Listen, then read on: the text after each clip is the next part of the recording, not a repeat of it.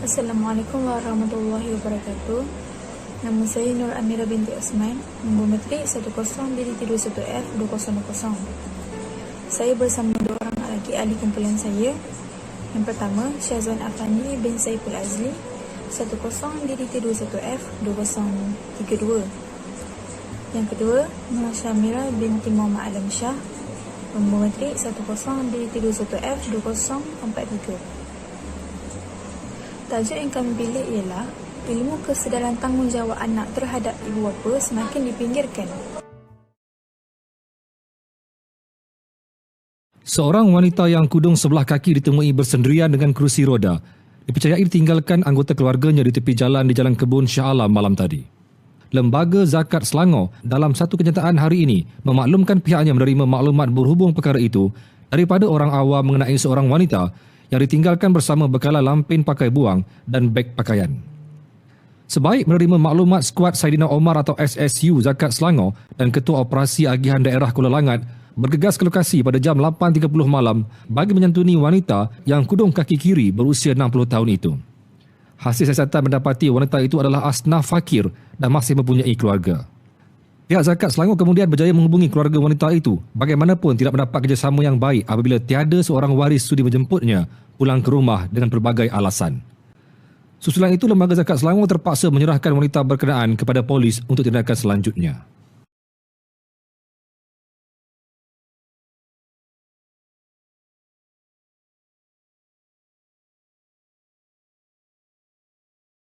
Objektif topik ini ialah untuk memberi kesedaran kepada generasi muda dalam tanggungjawab menjaga ibu bapa supaya isu pengabaian ibu bapa dalam kalangan masyarakat pada masa kini dapat dihindari demi masa depan generasi yang lebih muda. Pengenalan. Pepatah Melayu yang berbunyi, bagai kacang lupakan kulit mungkin sesuai untuk dibincangkan bagi isu golongan warga emas yang kian terabai, kurang bernasib baik dan kebajikan golongan ini juga diabaikan oleh semua pihak. Dalam hal ini, kita sering tertanya-tanya tentang sebab-sebab golongan warga emas ini diabaikan dan sentiasa dilupakan oleh semua lapisan masyarakat. Menjaga warga tua atau ibu bapa yang sudah lanjut usia bukan masalah individu sahaja, bahkan ia melibatkan semua pihak terutamanya institusi keluarga, masyarakat dan kerajaan. Pengorbanan ibu bapa tidak ternilai harganya, jadi apa salahnya anak-anak menjaga dan menatang bagian minat yang penuh seperti mereka menjaga anak-anak semasa kecil dulu. Lagipun dalam tuntutan agama pun ia cukup jelas menuntut kita sebagai anak harus menjaga ibu bapa, lebih-lebih lagi yang berumur. Menjaga ibu bapa yang sakit ketika diambang maut dan juga menguruskan jenazah merupakan tanggungjawab yang dituntut oleh agama. Namun, hari ini ramai anak-anak yang menghantar ibu mereka ke rumah kebajikan atau membiarkan sahaja mereka sendirian. Justru itu, juga masalah ini harus dibendung supaya tidak menjadi lebih teruk lagi di masa akan datang. Sini ada beberapa contoh keretan akhbar. Sebagai contoh yang dipaparkan ni, anak dahaka sekarang semakin meningkat.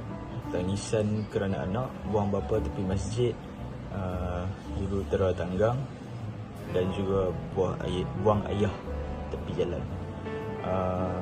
Dari apa yang kita lihat daripada semua keretan ni, kita boleh konklusikan sebagai isu pengabaian anak-anak terhadap ibu bapa ni bukanlah satu perkara yang asing ataupun yang jarang-jarang berlaku, sebab isu ni sekarang seperti perkara biasa dalam masyarakat kita. Jadi untuk akibat daripada benda ni, semakin ramai warga emas ataupun ibu-ibu bapa yang terbiar, yang ditinggalkan oleh anak-anak. Antara tanggungjawab anak-anak terhadap ibu bapa ni mestilah banyak. Kalau nak dikira satu-satu memang tidak terhitung lah. Jadi apa yang dipaparkan ni adalah sedikit sebanyak tanggungjawab anak terhadap ibu bapa.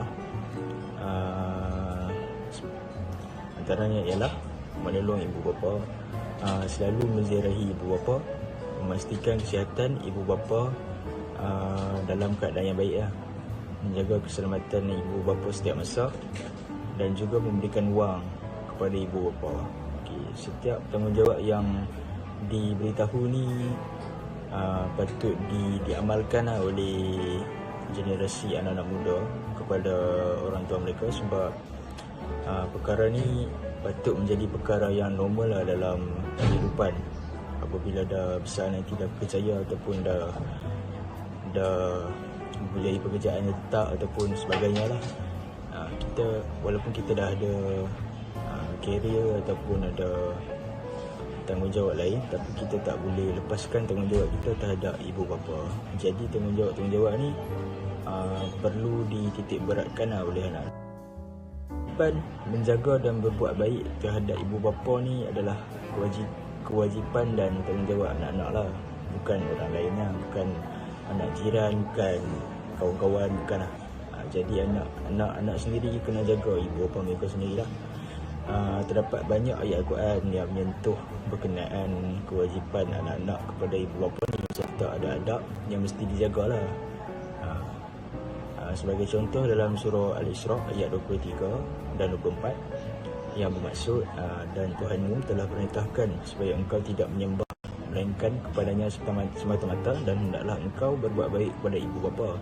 Jika salah seorang dari keduanya atau kedua-duanya sekali sampai kepada umur tua dalam jagaan dan peliharaanmu, maka janganlah engkau berkata kepada mereka sebarang perkataan kasar, sekalipun perkataan dan janganlah engkau menengking, menyergah mereka, tetapi katakanlah kepada mereka perkataan yang mulia, yang bersopan santun.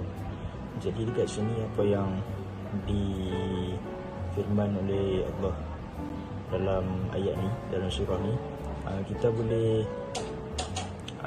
memutuskan yang tanggungjawab ataupun hormat kepada ibu bapa ni adalah satu perkara yang amat diberatkan dalam Islam.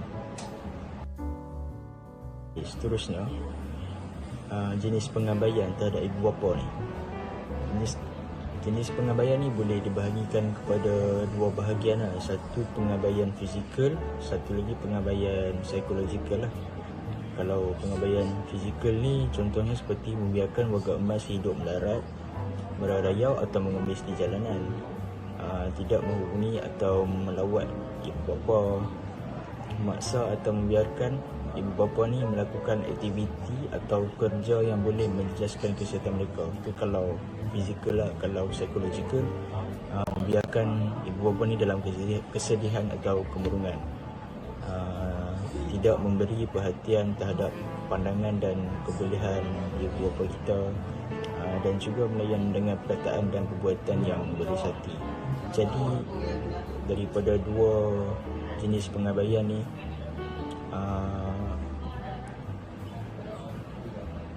dua jenis pengabaian ni memang kerap kita dapat jumpa dalam masyarakat zaman sekarang ni, sebab dah ramai anak-anak yang ambil rendah tentang isu pengabaian ni, dan mereka seperti endah tak endah akan perihal tersebut. Punca yang pertama ialah tiada waris yang boleh menjaga. Warga emas akan terabai apabila tiada waris yang boleh menjaganya, terutama dalam kalangan warga emas berstatus bujang, duda atau janda yang tidak berwaris atau waris tidak dapat dikesan. Biasanya mereka terpaksa tinggal di pusat-pusat penjagaan yang dikendalikan sama ada pihak kerajaan, badan bukan kerajaan, dijaga oleh rakan-rakan, jiran atau orang-orang yang bersimpati dengan mereka. Punca yang kedua ialah jurang komunikasi dan nilai hidup. Jurang komunikasi dan nilai hidup yang berbeza antara anak-anak dan menantu dengan ibu bapa atau mertua yang sudah tua boleh menimbulkan pertelingkahan dan perselisihan faham. Keadaan ini boleh menyebabkan sama ada mereka merajuk dan sanggup tinggal bersendirian atau pergi ke pusat jagaan.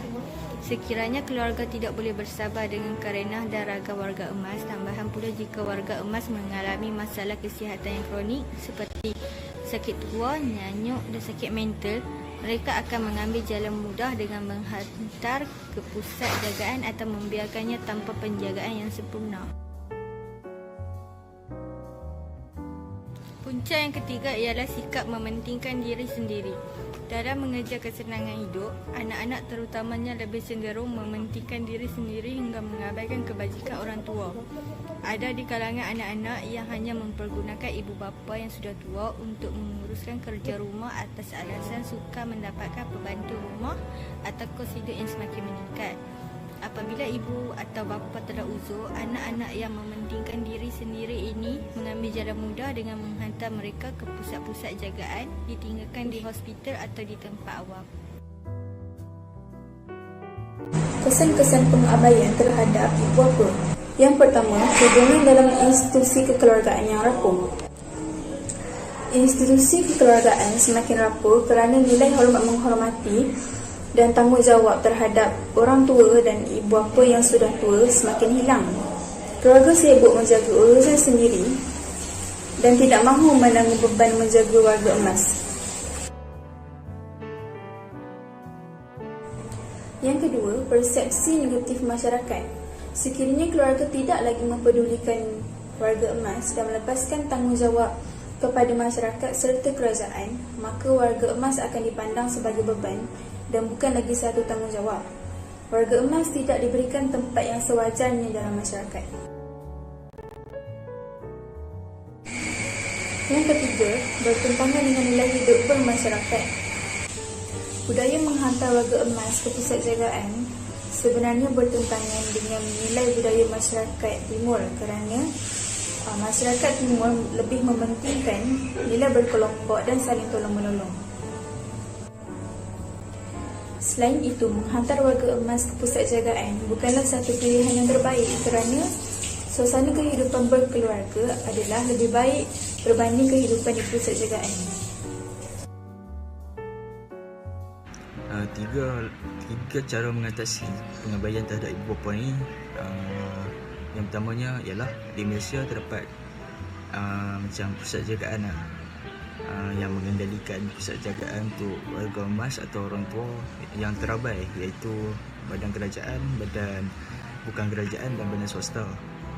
Pihak kerajaan melalui Jabatan Kebajikan Masyarakat mengendalikan pusat-pusat jagaan seperti rumah seri kanangan untuk warga emas yang terbiar dan rumah ihsan untuk warga emas yang terbiar yang sakit terlantar.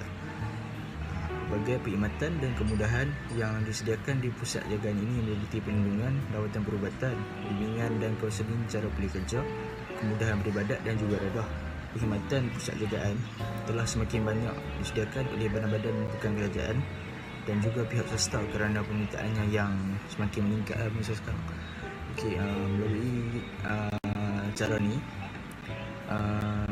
warga emas ataupun orang tua ataupun ibu bapa yang terabai dapat dikurangkan sebab pusat jagaan ini boleh mengambil tanggungjawab untuk menjaga mereka.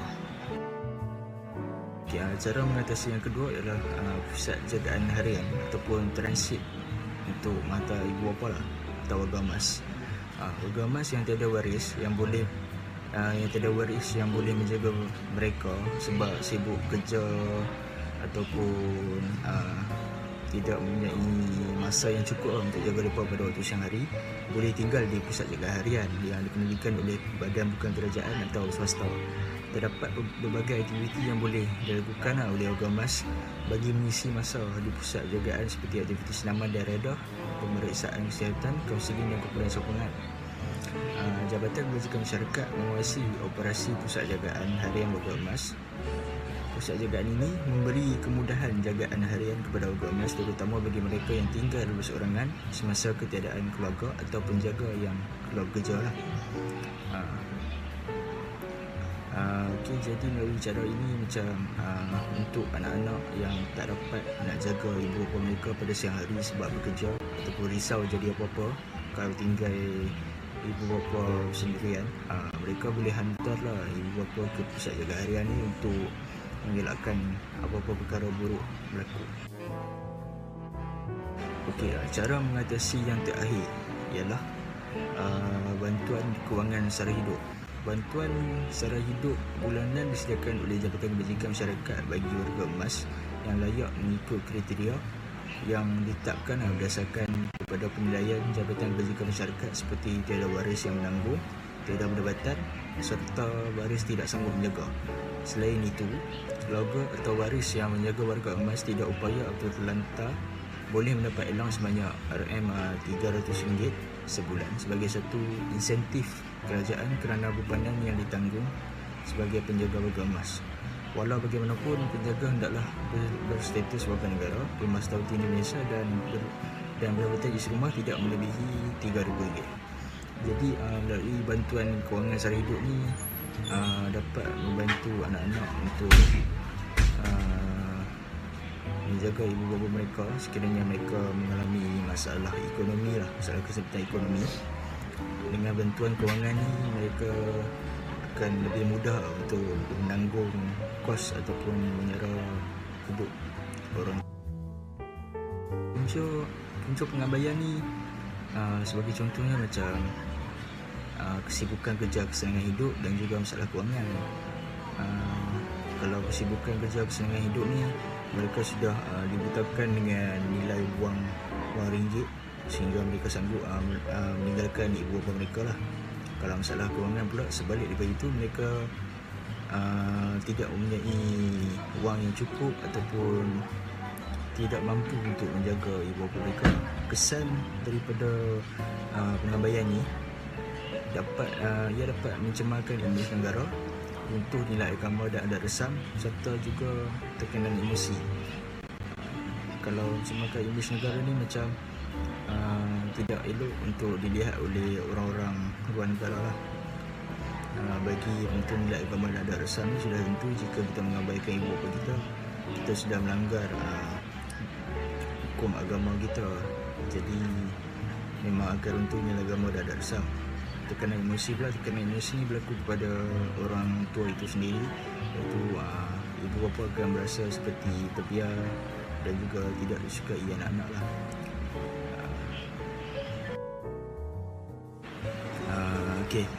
Berkaitan dengan isu semasa, dipetik daripada akhbar berita harian, anak-anak abai ibu bapa patut dihukum.